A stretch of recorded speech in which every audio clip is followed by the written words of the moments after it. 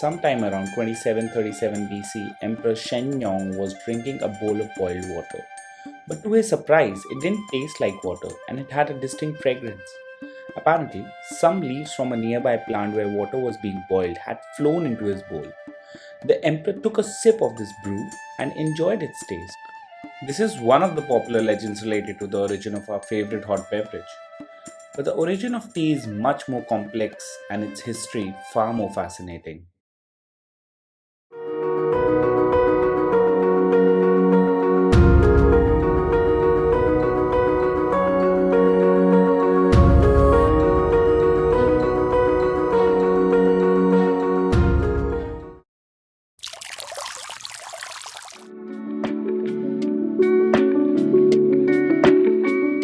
Wild tea plants are believed to be native to East Asia, typically areas of Yunnan province in China, Assam in India, and northern Myanmar. In its early years of origin, prehistoric humans probably noticed other animals chewing tea leaves, and they probably tried it. And to their delight, chewing these wild tea leaves provided them an extra bit of energy and alertness during long hours of hunting and gathering of food. With trial and error, humans came to a point where they turned this habit of chewing leaves into drinking bitter concoctions for medicinal use, as they figured out a way to control fire and realized the importance of boiling water. It is widely accepted that tea as a beverage has its origin from the Yunnan province, and with the rise of Buddhism, tea drinking spread to northern parts of China. Buddhist monks preferred tea because it helped them to stay awake during excruciatingly long meditation sessions. But it was still a bitter beverage till the rise of Tang's dynasty.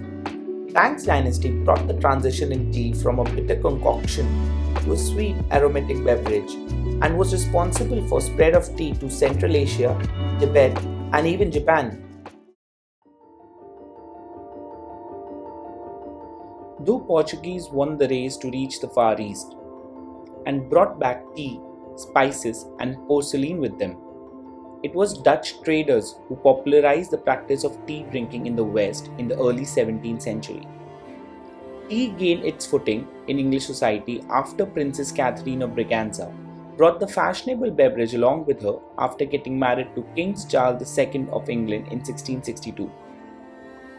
This led to rapid obsession with tea among the English ladies, and tea time became a ritual in English society, something that still persists today, like the tea break in cricket matches.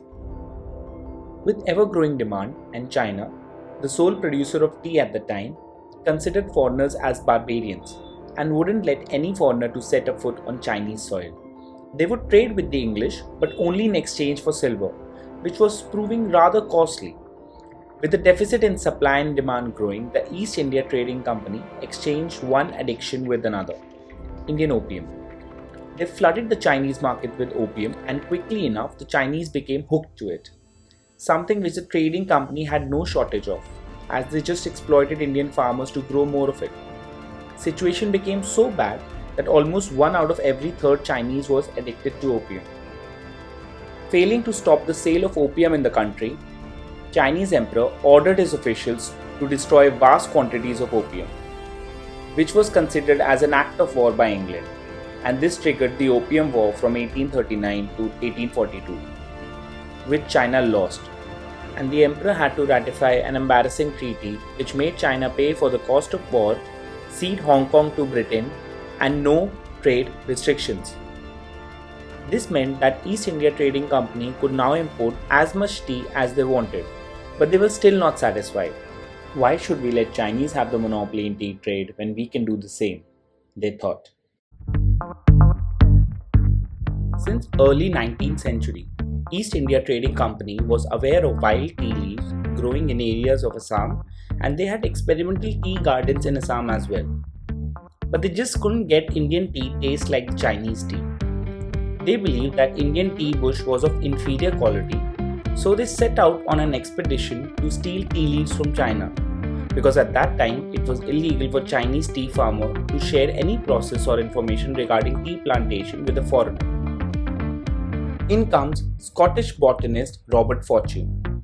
He sneaked into China to learn about Chinese way of tea farming and to procure Chinese tea bush. He literally disguised as Chinese national into the country and learned that tea comes from the same plant, and it's the processing of this plant that made different types of tea. He spent years in China and finally returned back to India after learning all the important techniques of tea farming, and even convinced some Chinese tea plantation workers to come to India with him. And within years, India's tea production outpaced China's, which gave United Kingdom monopoly in tea trade around the globe. But this came at a cost of heavy exploitation of Indian workers, which Britishers didn't care about. These workers were forced to work for long hours, hardly given any food, and child labor was extremely common. The present state of tea farmers is not as bad as it used to be a century ago, but there is scope for improvement. There are not many plants in the world that have such rich as well as dark history. And you never know, we still might have some unwritten pages about this magnificent drink, waiting to be discovered, maybe in ancient texts, to present a new origins chapter for our information. If you are a curious individual like me, subscribe to my channel, and if you like this video, do hit the like button.